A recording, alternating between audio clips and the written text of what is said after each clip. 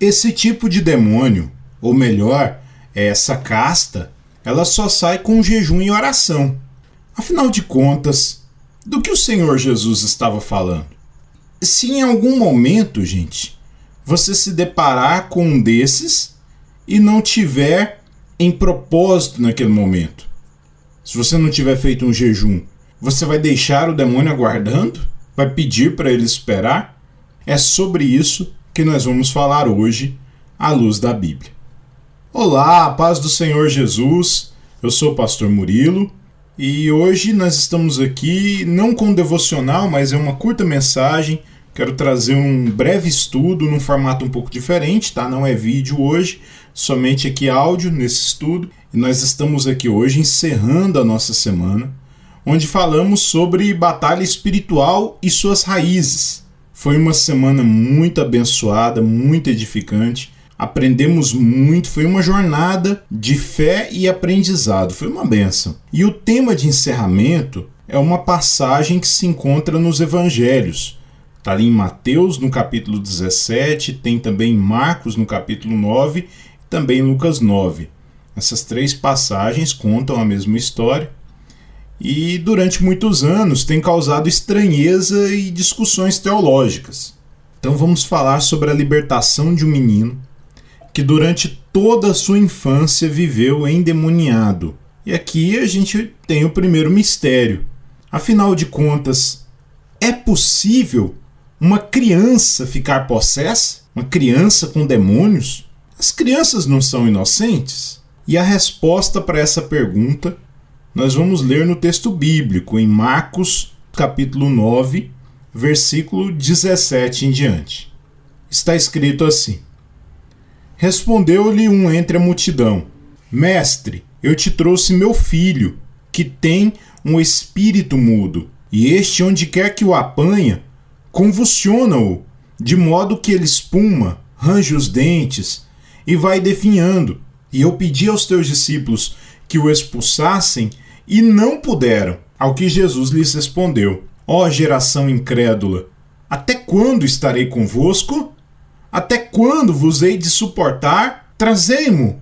Então lhe trouxeram, e quando ele viu a Jesus, o espírito imediatamente o convulsionou, e o endemoniado, caindo por terra, revolvia-se espumando. E perguntou Jesus ao pai dele. Estou lendo o versículo 21, preste atenção nessa parte.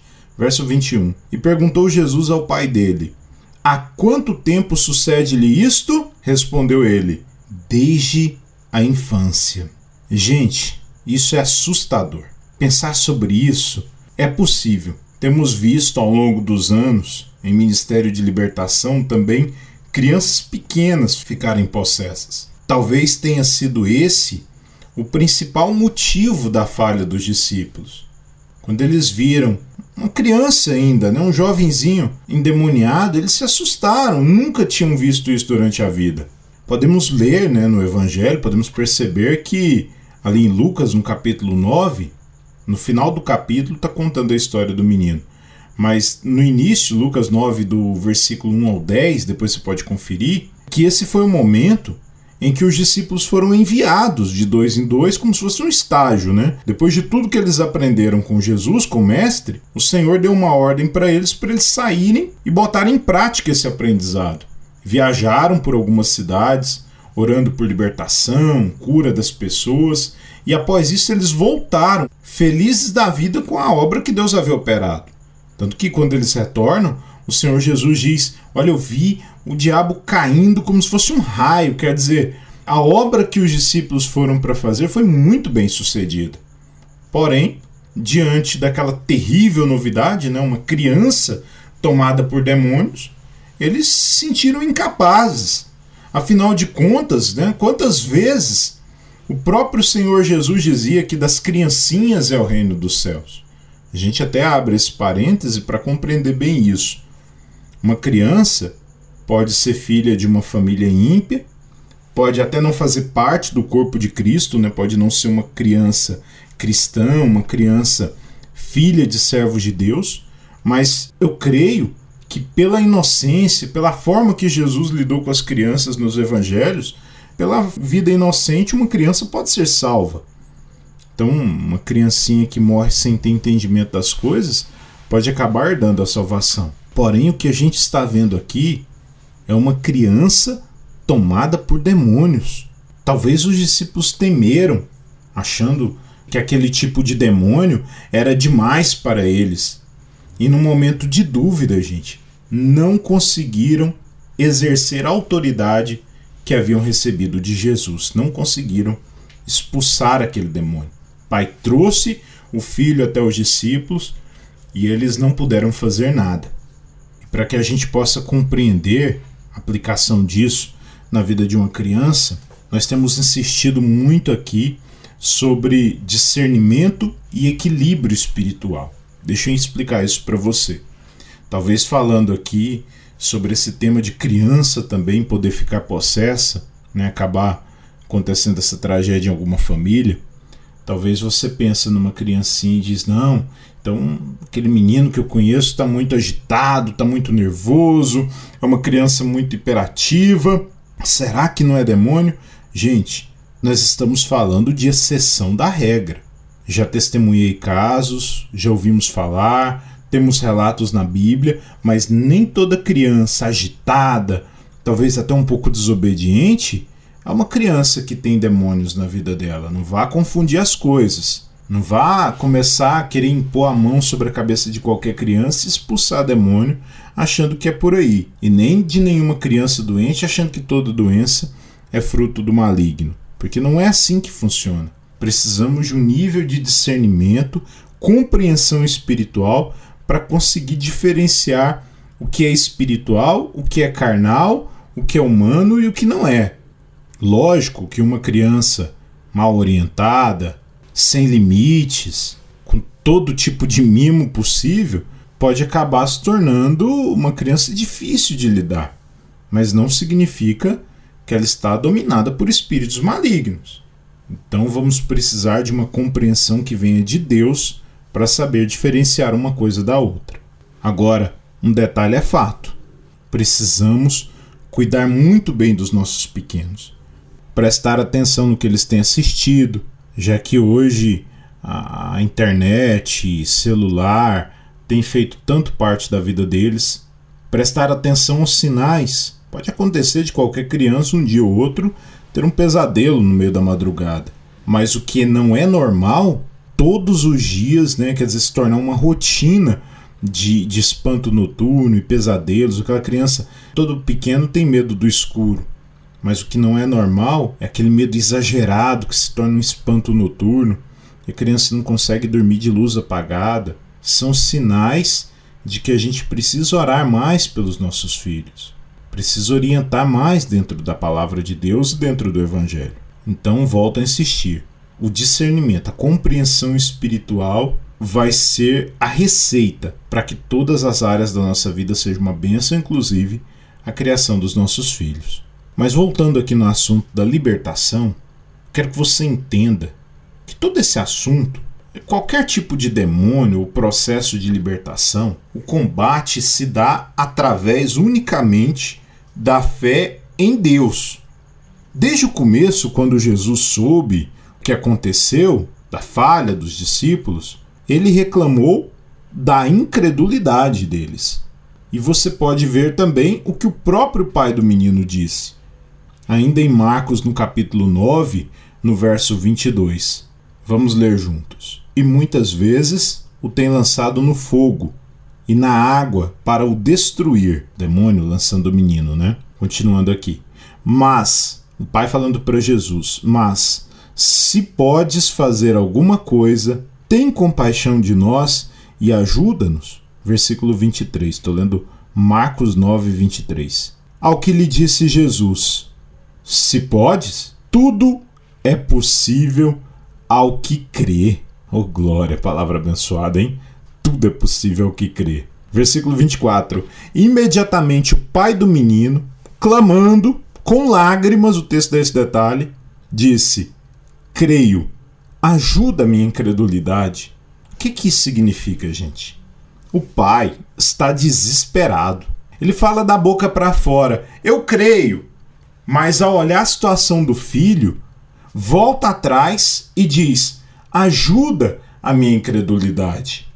O pai não acreditava de verdade, ele não conseguia mais. Lógico, né? O Senhor Jesus vai operar um grande milagre na vida daquela família, vai acontecer a libertação. Vamos ler juntos aqui para a gente ir caminhando para o final. Versículo 25, é Marcos 9, 25. E Jesus, vendo que a multidão correndo se aglomerava, repreendeu o espírito imundo, dizendo: Espírito mudo e surdo, eu te ordeno, sai dele, e nunca mais entres nele. E ele, gritando e agitando muito, saiu, e ficou o menino como morto, de modo que a maior parte dizia: morreu. Mas Jesus, tomando pela mão, o ergueu, e ele ficou em pé. Glória a Deus! Aleluia! E para entendermos a conclusão dessa história, precisamos ler o final dela, mas na outra versão, lá no Evangelho de Mateus, no capítulo 17, versículo 19. Vamos lá, Mateus 17, 19. Sai de Marcos, volta um pouquinho, está escrito assim: Depois, os discípulos, aproximando-se de Jesus em particular, perguntaram-lhe: Por que não podemos nós expulsá-lo? Os discípulos ficaram curiosos, né, com a fraqueza, com aquele momento da incapacidade. Eles perguntaram para Jesus: por que não podemos nós expulsá-lo? Aí o versículo 20 vai dizer assim, Mateus 17, verso 20. Disse-lhes ele: por causa da vossa pouca fé. Olha a resposta direta de Jesus. Os discípulos perguntaram: por que nós não podemos expulsá-lo? O verso 20 diz: por causa da vossa pouca fé.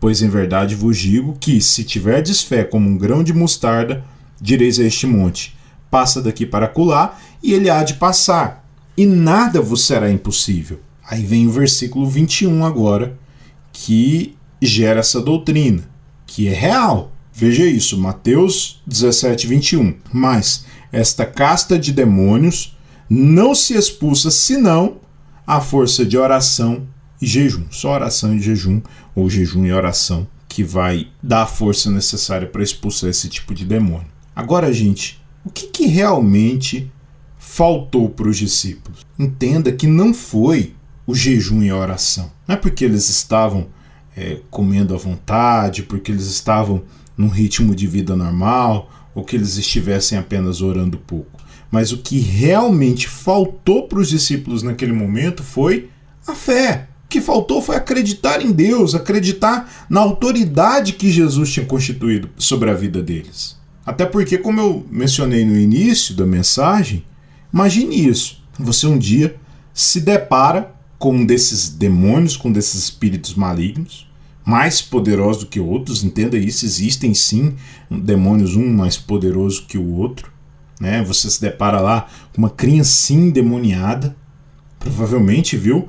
Para chegar nesse nível é porque há algo dentro da família, não é pecado da própria criança. É algo que está ali na família e você se depara com uma situação dessa, um demônio aparentemente muito poderoso. E aí naquele dia, por coincidência, você se depara com a situação, mas naquele dia você não fez nenhum jejum, comeu normal, ou quem sabe naquele dia você até tem orado pouco, ou talvez nem tenha orado ainda. Você vai pedir para o demônio esperar? Você vai dizer: ó, demônio, espera aí, porque eu vou me consagrar, me dá aí 2 dias, 3 dias, 1 semana, vou proclamar um santo jejum, vou passar pão e água, vou orar, vou ler a Bíblia, vou me consagrar, depois eu volto para enfrentar você. Aguarda aí, demônio, fica tranquilo que eu já volto. Gente, não tem condições.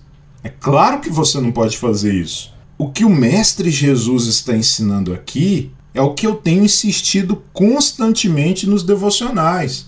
Jejum e oração são armas importantíssimas no processo espiritual.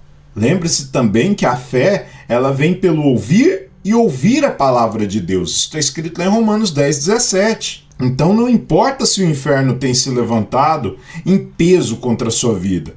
Continue firme no propósito. Se consagre a Deus todos os dias, com jejuns, orações, leitura da palavra, muita adoração, e em tempos e fora de tempo estará preparado para vencer todo o mal em nome de Jesus. Nós vamos orar agora, encerrando essa semana de estudos, Até aqui o Senhor tem nos ajudado para a glória de Deus. Amém? Feche os teus olhos, curve a tua cabeça. Vamos orar, porque orar é falar com Deus. Senhor Deus e Pai, nós te agradecemos e louvamos por toda a graça que o Senhor tem manifestado em nossa vida. Te agradecemos por essa semana. Falamos muito sobre batalha espiritual, sobre a procedência, as raízes de todo mal. Foi uma semana de muitas vitórias, de muito crescimento espiritual. Enfrentamos sim lutas, o inimigo acha que pode nos parar colocando uma barreira ou outra no caminho, mas pelo contrário, Pai, quanto mais vemos impedimentos, mais compreensão temos que estamos no caminho certo. Porque se o inimigo tivesse calmo, tranquilo, simplesmente ignorando a nossa presença, era um péssimo sinal. Na verdade, seria um sinal de que a gente está fraco e não está seguindo a direção certa. Mas as barreiras também servem de testemunho para que a gente possa compreender que estamos tomando a decisão certa de te servir, te buscar e espalhar a palavra pelos 4 cantos da terra. Graças te damos, Senhor. Pedimos forças, pedimos um fim de semana de descanso, pedimos que abençoe a nossa vida poderosamente em nome de Jesus. Cuida de cada um que escuta essa mensagem agora. Manifesta poder e graça, manifesta paz na vida de cada um e declaramos desde já a libertação. Todo espírito maligno que esteja do outro lado, impedindo a vida dessa pessoa, nós declaramos agora anulada essa obra do diabo, declaramos expulsos em nome do Senhor Jesus, declaramos essas vidas livres para a glória do teu nome. Amém e graças a Deus. Aleluia. Pessoal, antes de encerrar, eu quero convidar você para acompanhar a partir de amanhã, domingo, uma série especial de mensagens sobre a Semana Santa. O que aconteceu na Bíblia para determinar esse período, nessa semana que a gente vai viver agora? De onde a gente veio com essa comemoração da Semana Santa? Tanto no Antigo Testamento, é o que nós vamos compreender durante essa semana, e também no Novo Testamento, né? Tudo dentro da compreensão da graça. O que o Senhor Jesus fez nos seus últimos dias aqui na Terra, hein? Tudo isso nós vamos estudar a partir de amanhã até o encerramento com o domingo de Páscoa. Vamos falar sobre Sexta-feira Santa, sobre o decorrer de toda essa semana. Vai ser uma bênção esses estudos. Deus abençoe a sua vida. Amanhã retornamos então com o estudo. Hoje, às 18 horas, tem oração, tá? Não se esqueça de acompanhar aí a nossa oração da tarde. E amanhã, nosso primeiro estudo sobre a Semana Santa. Compartilhe esse estudo, pode curtir, pode mandar para os amigos, é gratuito, tá? Ajude a pregar a palavra de Deus, a espalhar o Evangelho por todas essas redes sociais em nome de Jesus.